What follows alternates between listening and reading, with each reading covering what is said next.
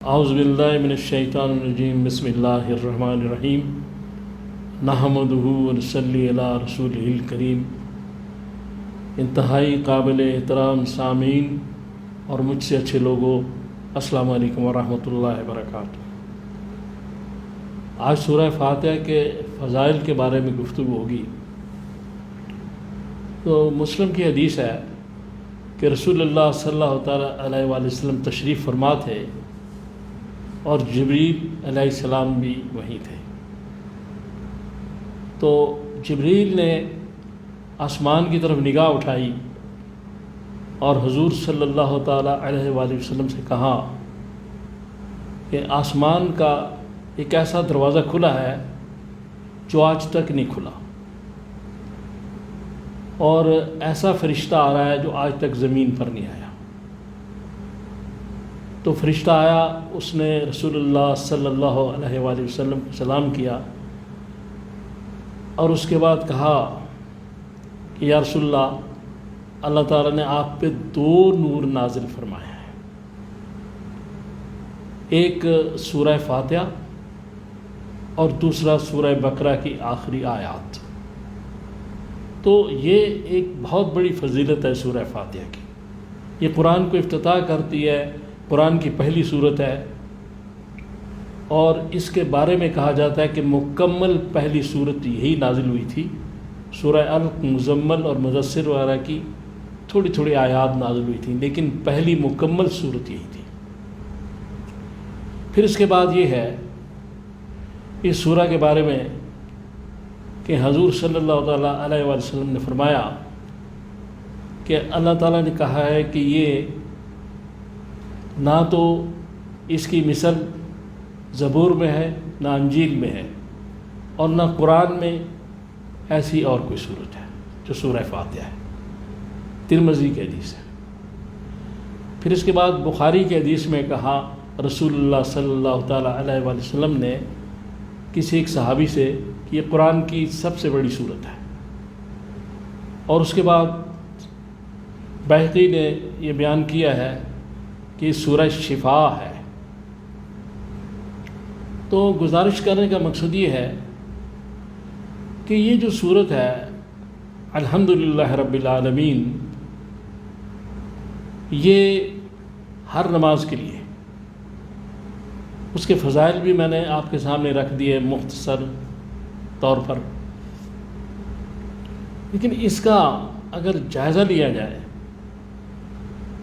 تو محسوس ہوتا ہے، جو عام علماء نے بھی لکھا ہے، کہ ایک اللہ تعالیٰ نے اپنے بندے کو تعلیم دی ہے کہ اس طرح مجھے خطاب کرو، اور یقیناً جب کسی سے کوئی شے مانگنی ہو ایک سلیقہ ہوتا ہے، تو ایک ادب سکھایا گیا ہے کہ پہلے تعریف کرو جس سے کوئی چیز مانگ رہے ہو، اس کے بعد پھر وہ چیز مانگو۔ تو یہاں کہا گیا الحمدللہ رب العالمین، تو اس کا مقصد یہ ہے، اس کا جو ترجمہ ہے وہ یہ ہے کہ اللہ جو ہے اس کی تعریف کرو جو تمام عالمین کا پروردگار ہے، پرورش کرنے والا ہے۔ تو اب اللہ تبارک تعالیٰ نے تخلیق بھی فرمایا مخلوق کو، اور پھر اس کی پرورش کا ذمہ بھی اپنے ذمہ لیا، اور اس طرح یہ پہلی آیت میں بتایا گیا کہ اگر تم کھاتے میرا ہو تو گاؤ بھی میرا ہو۔ تو لہذا اس کا ایک یہ بھی مفہوم ہو سکتا ہے، ترجمہ تو وہی ہے کہ آئیے اس اللہ کے قصیدے پڑھیں کہ جو ہماری پرورش فرما رہا ہے، اور پرورش کہاں سے کہاں تک ہے اس کا اندازہ نہیں کیا جا سکتا، اور کس کس چیز کی پرورش ہے اس پوری کائنات میں۔ لیکن چیز یہ ہے کہ جب ہم دلکش نظارے دیکھتے ہیں، خوبصورت رنگینیاں دیکھتے ہیں، اور بے شمار چیزیں دیکھتے ہیں جن سے انسان کا دل اور آنکھیں متاثر ہوتی ہیں، تو پھر بے اختیار ایک مسلمان کے ذہن میں بات آنی چاہیے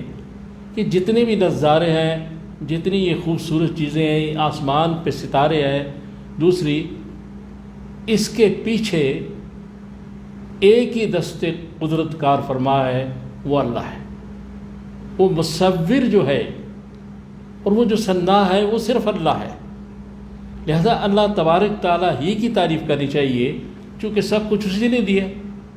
جتنی چیزیں ہم استعمال کر رہے ہیں سب اللہ تعالیٰ کی طرف سے ہے۔ پھر ایک حدیث پاک میں یہ کہا گیا کہ یہ جو سورہ شفا ہے، سورہ شفا، تو اس کا مقصد یہ ہے کہ ہم میڈیسن بھی لیتے ہیں، ڈاکٹرز کے پاس بھی جاتے ہیں، بالکل ٹھیک ہے، لیکن اگر ہم دن میں ایک دفعہ، یہ میرا ایک تجربہ ہے جو بیان کر رہا ہوں، اول آخر درود شریف پڑھ کر ایک دفعہ سورہ فاتحہ پڑھ کے پانی پہ دم کر کے پیا کریں، تو اس سے بے شمار روحانی جسمانی بیماریاں ختم ہو جاتی ہیں، خصوصاً روحانی بیماریاں۔ چونکہ یہ اللہ تبارک تعالیٰ نے ایک ایسی صورت نازل فرمائی ہے کہ جو بندوں کی زبان میں گفتگو کی گئی ہے، اور مسلم کی حدیث ہے کہ اللہ تعالیٰ نے اس کو 2 حصوں میں تقسیم کیا۔ یعنی پہلے اللہ تبارک تعالیٰ کی تعریف ہے، الحمدللہ رب العالمین الرحمن الرحیم مالک یوم الدین تعریف ہے۔ پھر اس کی ایک جو درمیانی آیت ہے، ایاک نعبد و ایاک نستعین، اس کا مطلب ہے، اس کا کہا گیا مسلم شریف کے حدیث میں کہ 2 حصوں میں تقسیم ہے، ایک اللہ کے لیے، ایک بندے کے لیے۔ یعنی اس میں درخواست بھی ہے، اس میں التجا بھی ہے، اور اس میں اللہ تعالیٰ کی حمد و ثنا بھی ہے۔ جیسے ایاک نعبد و ایاک نستعین، ہم تیری ہی عبادت کرتے ہیں، یہ اس کی ثنا ہو گئی، اس کی حمد ہو گئی۔ وَإِيَّاكَ نَسْتَعِينُ، اور مدد بھی تجھ سے مانگتے ہیں۔ یعنی اس میں یہ بات بتائی گئی ہے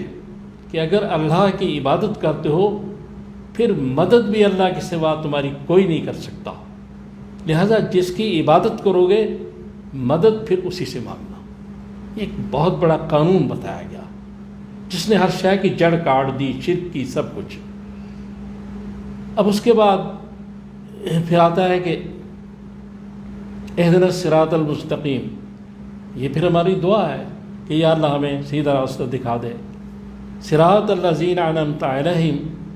غیر المغضوب علیہم ولا الضالین، آمین۔ یعنی ان کے راستے پر جن پر تیرا انعام و اکرام ہوا ہے، ان کے راستے پر نہیں کہ جو بھٹکے تھے، گمراہ ہوئے تھے، لہذا ان کا راستہ دکھا۔ تو یہ ساری چیزیں ایک بنیاد بن گئیں اس دین کی، اور یہ علماء نے لکھا ہے کہ یہ ایک سوال ہے، ایک دعا ہے، اور جواب میں اللہ تعالیٰ نے پورا قرآن پاک رکھ دیا کہ اب اس کا جواب پورا قرآن ہے۔ تو بخاری کے حدیث میں کہا گیا، حضور نے فرمایا کہ سب سے بڑی صورت ہے قرآن کی۔ ویسے تو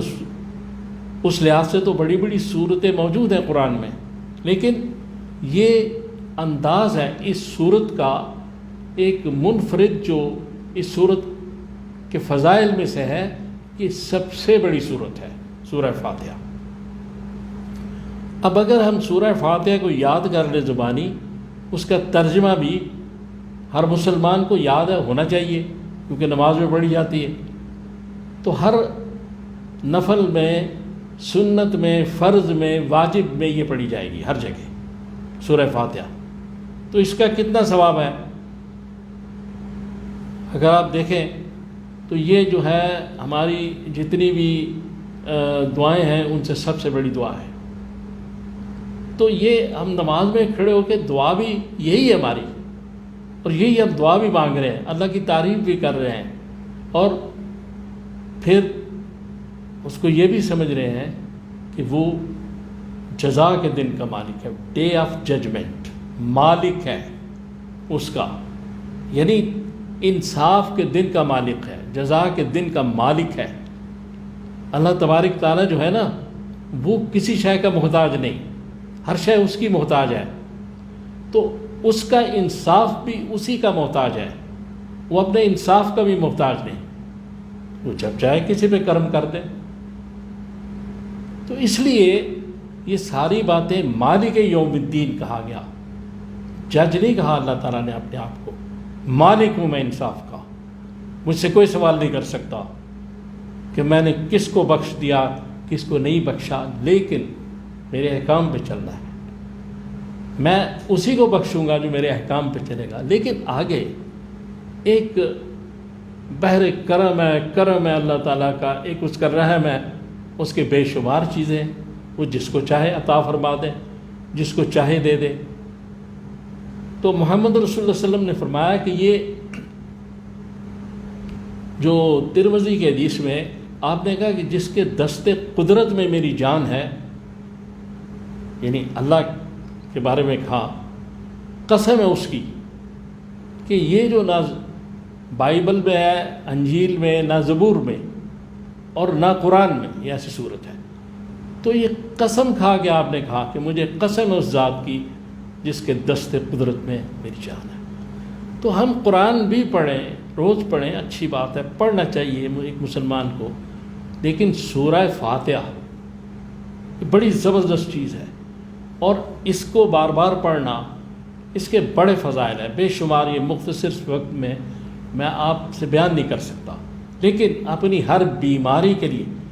اگر کچھ بھی نہ آدمی تندرست بھی ہو، ایک دفعہ پانی پہ دم کر کے اول آخر درود شریف یہ سورہ فاتحہ پڑھ کے ہمیں پینی چاہیے، اور یہ ایک فیض عام ہے اللہ کا، اس کے رسول کا،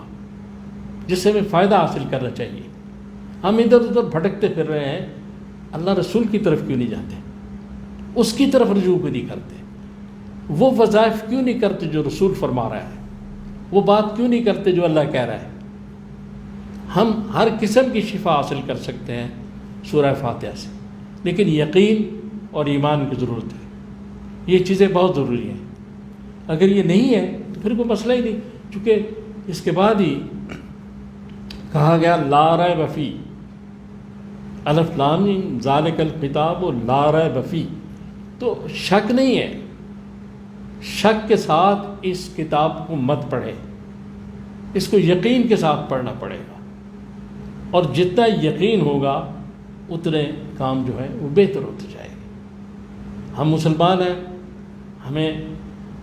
جو دین کی تعلیم دی گئی ہے ہم نے اسی پر چلنا ہے، ہم نے قرآن حدیث کو اختیار کرنا ہے، ہم نے اتباع رسول اور اللہ کے احکامات کو ماننا، اتباع رسول میں چلنا ہے۔ اس لیے سورہ فاتحہ یہ جو الحمد شریف ہے اس کو اپنا معمول بنائیے، اور پھر دیکھیں آپ خود محسوس کریں گے کہ اس کے کتنے فائدے ہیں۔ جس طرح میں نے پہلے کہا تھا کہ نماز جو ہے پڑھا کریں، اس کے کتنے فائدے ہیں، اس طرح میں گزارش کر رہا ہوں پھر کہ سورہ فاتحہ کو اپنا معمول بنائیں، جہاں تھوڑی بہت تکلیف ہے دم کر کے پی لیا کریں، کسی کو دم کر کے دے دیا کریں، کوئی ایسی بات نہیں، ہر آدمی دوسرے کے لیے دعا کر سکتا ہے، ہر آدمی دم کر سکتا ہے، یہ کوئی خصوصی چیزیں نہیں ہیں، لیکن اس آدمی کا باشرہ ہونا اور نمازی ہونا ضروری ہے، لیکن یہ نہیں کہ خاص لوگ ہوتے ہیں، نہیں، سب کر سکتے ہیں۔ تو اللہ تعالیٰ سے دعا کریں کہ اللہ تعالیٰ مجھے آپ کو توفیق دے کہ جو میں نے باتیں کی ہیں ہم ان پہ عمل کر سکیں۔ صلی اللہ تعالیٰ علی خیر خلقہ محمد و آلہ وسلم۔